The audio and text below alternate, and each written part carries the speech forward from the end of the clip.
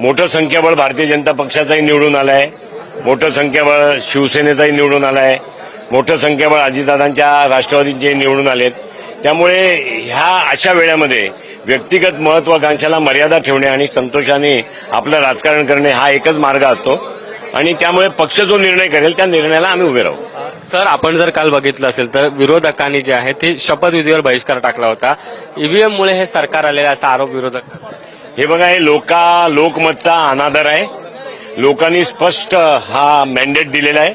अशा मॅन्डेटच्या विरोधात अशा प्रकारची प्रवृत्ती करणं, लोकशाहीचा पवित्र मंदिरात विधानसभामध्ये शपथ न घेणं आमदारकीची, हा लोकांनी दिलेला मॅन्डेटचा विरोध आहे।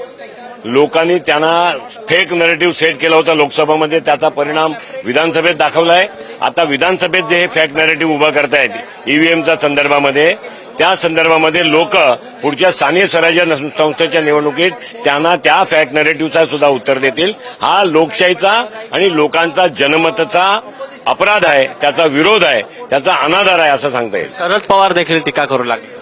पवारसाहेब फार मोठे नेते आहेत, थोर नेते आहेत महाराष्ट्राचे। पवारसाहेबांनी ईव्हीएमच्या संदर्भात अगोदरही आपला मत व्यक्त केला होता। जेव्हा अन्य लोक ईव्हीएमच्या संदर्भात सांगत होते तेव्हा पवारसाहेबांनी ईव्हीएमचं समर्थन केलं होतं। आज पवारसाहेब अशासाठी असं करतायत, थोर नेते आहेत, केवळ 10 सीट आल्या आहेत, फ्रस्ट्रेशनमध्ये आहेत।